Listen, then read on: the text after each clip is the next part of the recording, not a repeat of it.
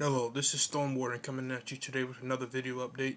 And today we're going to talk about the increasing possibility of numerous severe weather outbreaks over the weekend, starting with our Saturday threat, going through Sunday, through Monday, and possibly Tuesday, with a pretty big trough located over the western United States. This should help bring us some, multiple opportunities for severe weather. And then towards the end of the video, we're going to talk about the tropics and the upcoming pattern for that, because we yet again could be looking at another tropical cyclone possibly going into the Gulf of Mexico. So we're going to talk about that as well. If you like my weather content, please subscribe.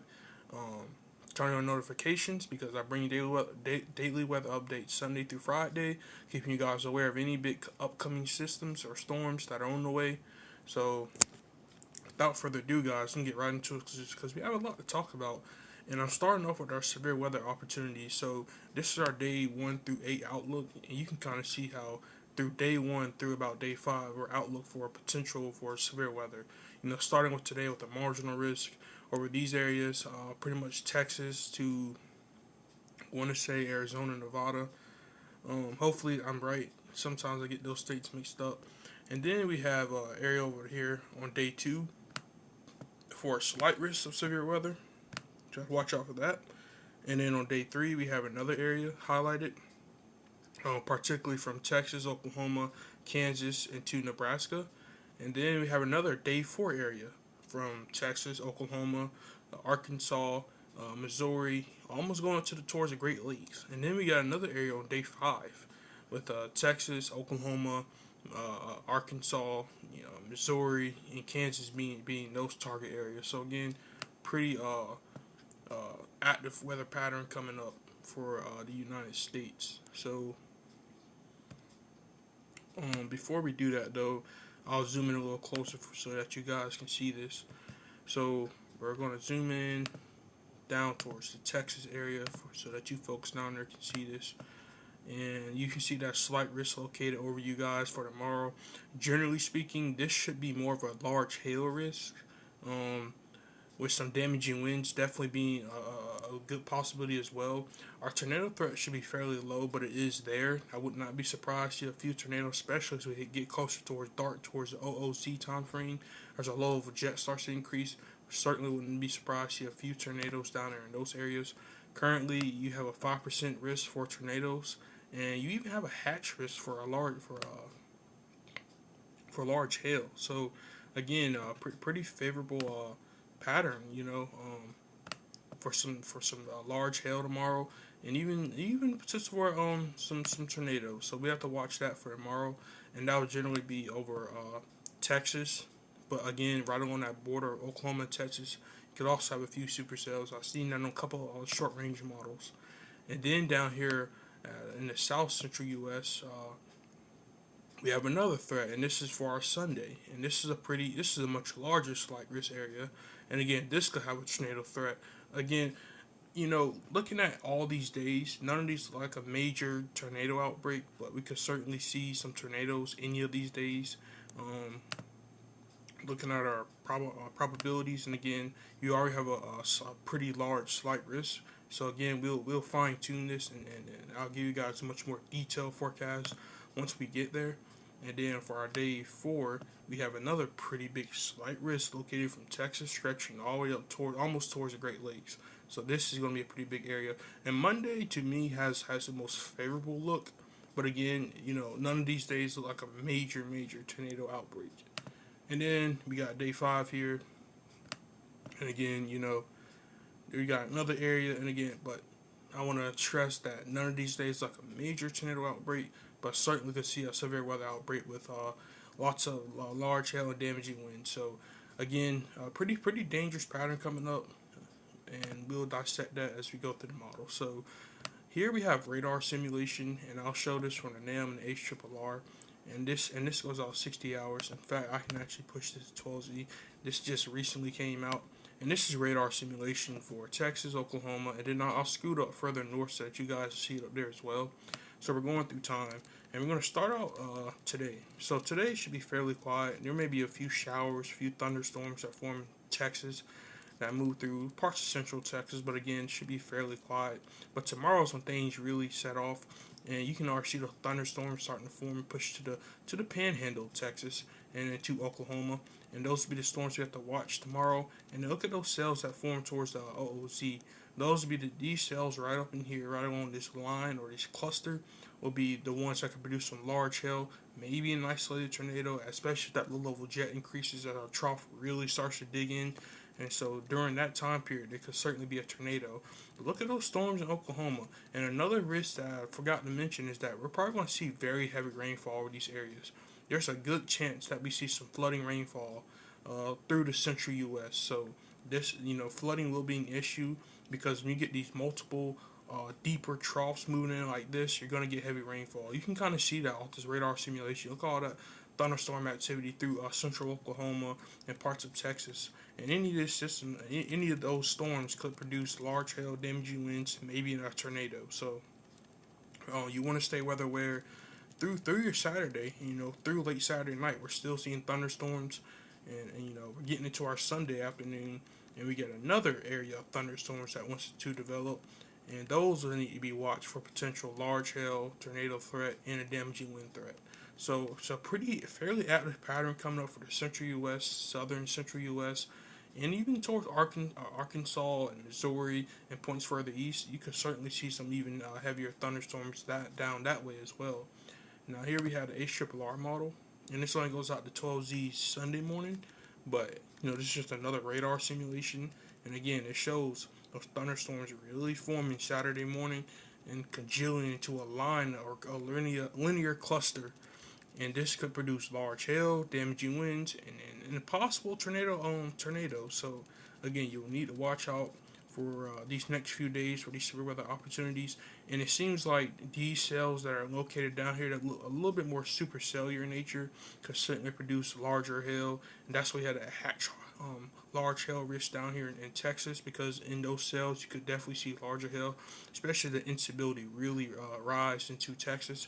That's where that larger hail threat could be maximized before everything congeals into a line, and it looks like a pretty bad damaging line threat as you get into our late Saturday night going into Sunday morning. So again, pretty active pattern for the central U.S. If you're in Oklahoma, Texas, Kansas, expect some heavier thunderstorms for your next few days, but potential for some pretty good flash flooding. So we have to watch out for that. But generally speaking, I think the one good thing is that I don't see a big tornado outbreak with these, but certainly damaging winds, large hail, and you can still see a tornado, but I just don't see a huge tornado outbreak with this setup just because there's so many thunderstorms.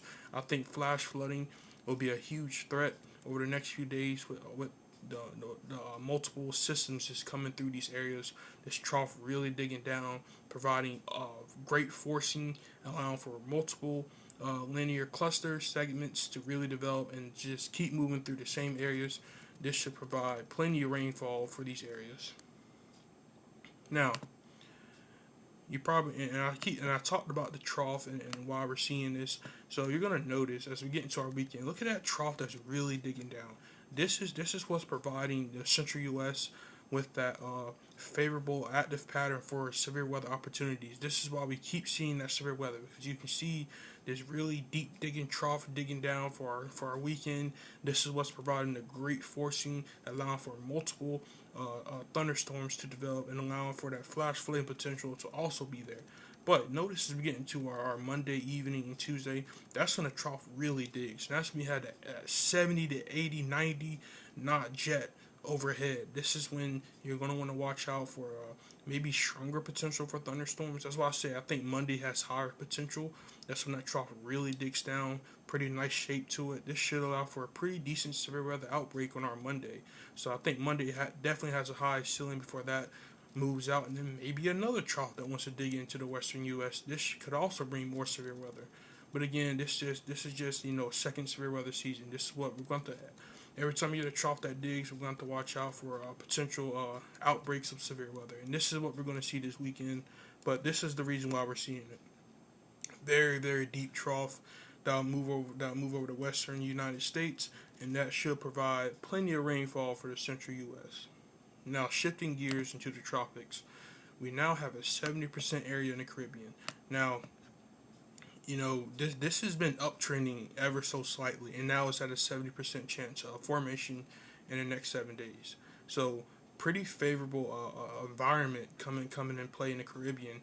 And there's still some limiting factors here and there, but generally speaking, things are definitely favoring development in the Caribbean and possibly moving into the Gulf of Mexico. So we're going to take a look at the ensemble. So starting off with the GEFS ensemble members, and we're going to go through time, and we're going to start. And you want to watch the Caribbean, this area, that right down where you see that bubbling of the members. And as that happens, you're going to notice a lot of these members are now taking it into the Gulf of Mexico. So this could certainly be an issue down the road. And look how many members take this to the Gulf of Mexico. There's some stronger members in there as well. So again, this pretty favorable environment coming in play. But notice as they get into the Gulf, some of them kind of stall out over the Gulf. So if that happens, that'll be a much better scenario than the fast-moving hurricane going into the Gulf of Mexico. So again, there's still some discrepancy, some questions as always. But again, generally speaking, in the short term, we do expect some development, maybe as early as Sunday, going into our Monday and early next week. And then as you go into late next week, that's when we're going to have to watch as to where this thing goes, because that's pretty, this is the end of next week. So this is pretty close in time frame. So we have to watch where it goes as we get into our next week. Here's the EPS ensemble members, and we're generally going through time, and these push into the Gulf of Mexico. And as they do so, some members, they go into the Eastern Gulf, some members go into the Central Gulf. But on the EPS ensembles, they're not nearly as intense as the GEFS ensembles, but they do show a lot of members getting into the Gulf of Mexico. So again, this may be an issue down the road for somebody on the Gulf Coast if things materialize as expected. But generally speaking, by late this weekend, early next week, that's when we're expecting this development of a system in the tropics. And this may bring us some drought relief in the southeast if things materialize the right way. If we can get a system to form, this may be what kind of puts a dent in our drought. Because I know a lot of us along the eastern U.S. have not seen rainfall over a month. So this may be what helps us get that rainfall back in here. But again, there's still some questions as to where to go. Still a lot of spread. Some models going to the Western Gulf. Some models going to the Eastern Gulf. Looks like majority stay in the Central to Western Gulf. So we have to watch out for that. But again, we expect some development by late this weekend, early next week. Now looking at our sea surface temperatures, and we have very warm temperatures over the Caribbean. So if anything does get going, it certainly has potential to develop into a hurricane tropical system.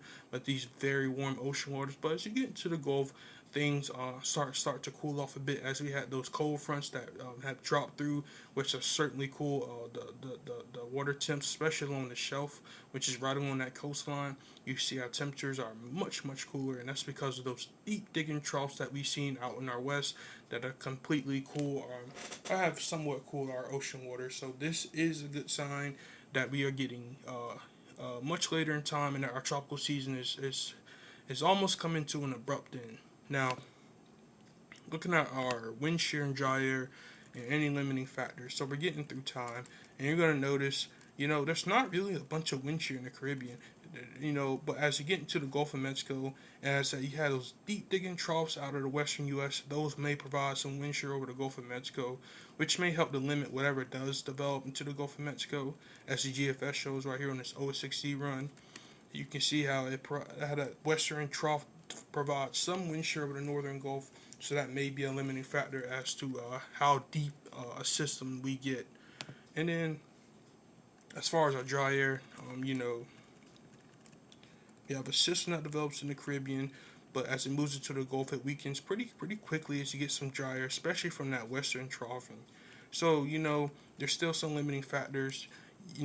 To have a much stronger system in the Gulf of Mexico, I think you need a stronger system coming out of the Caribbean, because if you just have a weaker system coming out of the Caribbean, I don't think it'll do much in the Gulf of Mexico with dry air and wind shear being around. But again, we'll fine tune that as we get closer to the event. But right now, guys, development is certainly looking more likely in the Caribbean. But what happens after that is certainly still a question. So, if you're along the lower 48, you'll wanna watch this system to see where it goes, especially along the Gulf Coast. You'll want to watch what happens with this system over the next few days. But generally speaking, going back to this, we have a 70% chance of development over the next 7 days. So we'll certainly need to keep watch out on that. But guys, overall, our pattern's looking very active with multiple severe weather opportunities, and then very favorable looking setup in the tropics with our 7% chance of cyclone formation in the next 7 days.